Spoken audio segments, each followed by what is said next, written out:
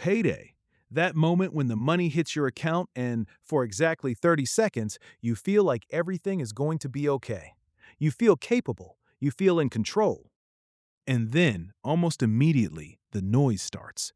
Bills, requests, obligations you forgot about, a dinner you promised, a subscription you meant to cancel.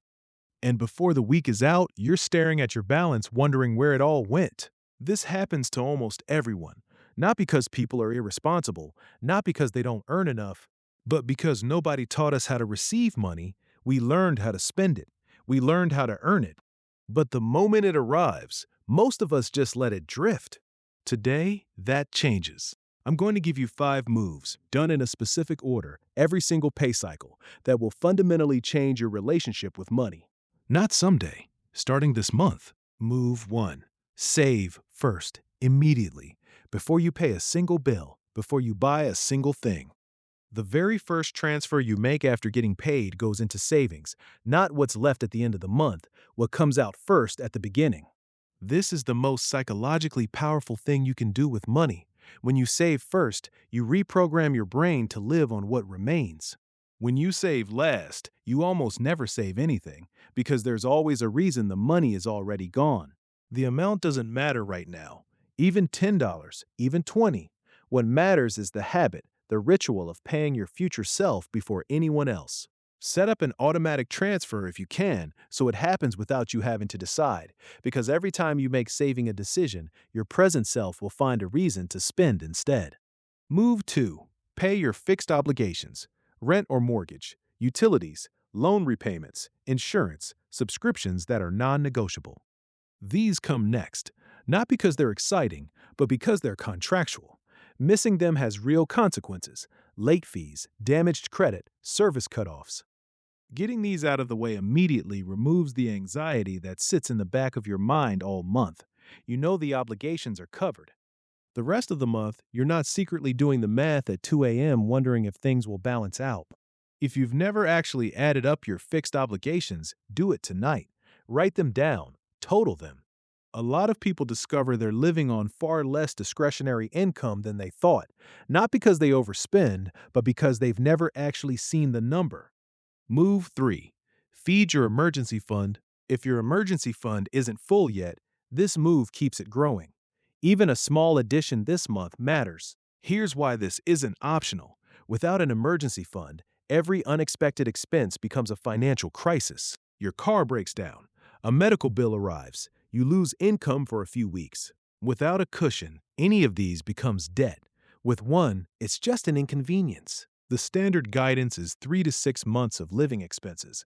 If that number feels impossible right now, ignore it. Focus instead on your first target. 1 month's expenses, then 2. Build it slowly, every pay cycle. The number will grow, and when something goes wrong, and it will, you'll have something to reach for that doesn't come with 20% interest. Move 4. Set your spending allocation. Everything that remains after moves 1, 2, and 3, that is your spending money for the month, not a penny more. Now divide it. Take that monthly amount and break it into weekly portions. 4 weeks, 4 portions. Write it in your Notes app or a simple spreadsheet. This single step prevents the most common money mistake people make: front-loading spending in the first week and scrambling in the last. If you get to week 3 and you've already used your week 4 portion, you have time to adjust. You can eat at home more, skip the optional purchases, move things around. You're not surprised at the end of the month. You're steering in real time. Move 5. Reward yourself. Put aside a defined, small amount, purely for enjoyment. No guilt attached. This is your "I earned this" money. People who cut every pleasure from their budget almost always fail. Deprivation isn't sustainable. If every month feels like punishment, you'll eventually rebel, and when you do, you'll blow the whole thing. The reward move prevents that. It's a pressure valve. It tells your brain, "I'm not suffering, I'm building, and I still get to enjoy life." Spend this guilt-free amount on whatever brings you joy. Coffee, a movie, a nice meal, a book. Whatever it is, you've done everything right first. This is earned pleasure. Here's the hard truth. Most people do this completely backwards. They spend first. They enjoy first. They try to save whatever is left, and there's almost never anything left. Not because they're bad with money, but because when you spend first, the money expands to fill the space. Human beings are wired that way. We adapt to our environment. If there's money in the account, we find ways to use it.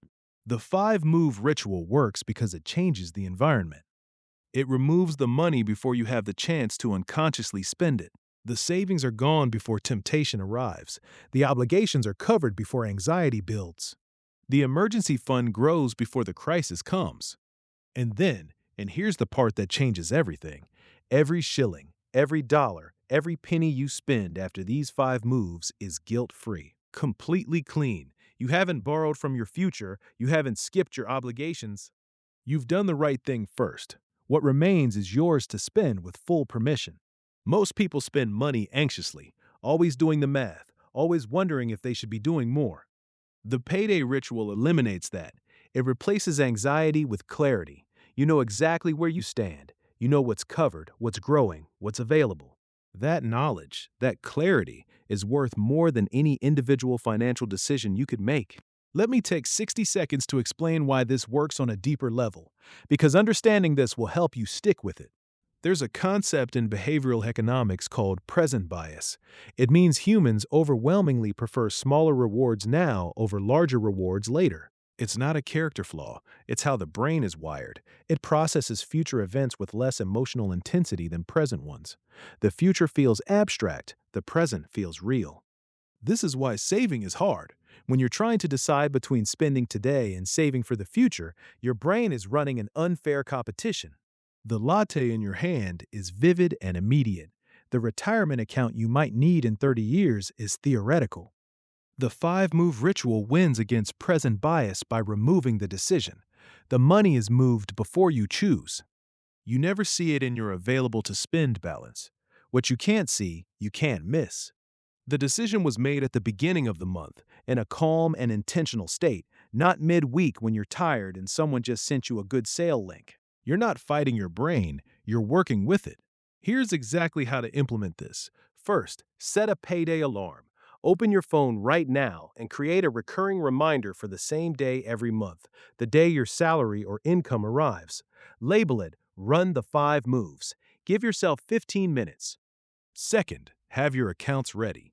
Ideally, you need 3. Your main account where income lands, a savings account, separate, ideally at a different institution so it's slightly harder to access. This is intentional, and an emergency fund account. Some banks let you create multiple sub-accounts within one app. Use them. Third, track your fixed obligations in one place. A simple list, monthly total. Know this number by heart. It's one of the most important numbers in your financial life. Fourth, set your weekly spending budget in your Notes app. 4 weeks, 4 allocations. Check it every Sunday morning. Adjust if needed. 5 minutes a week.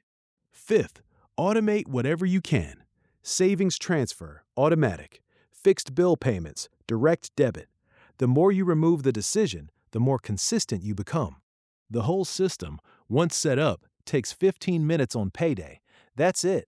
15 minutes one day a month. And the rest of your month, you're not managing money. You're just living with it. I already know what some of you are thinking. I don't earn enough to save. I hear this a lot.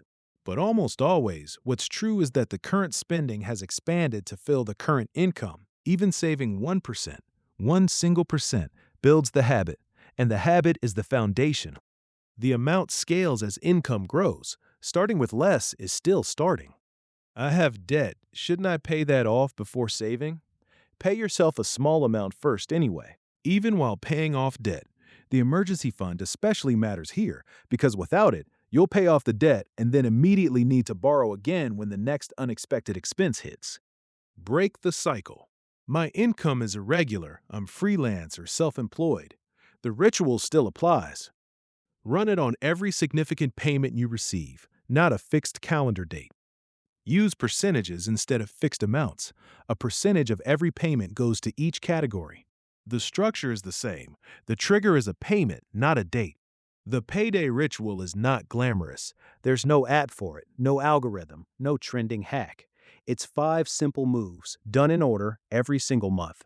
But here's what it builds over time: wealth, Real, compounding, quiet wealth. Not from some investment tip you found online, not from a side hustle that burned you out. From the consistent, boring, powerful act of treating your future self as the first bill you pay. 1 year from now, imagine doing this every month. The savings account that actually has something in it. The emergency fund that's 2, 3 months deep. The debt that's been quietly shrinking. The end of the month you reach without panic.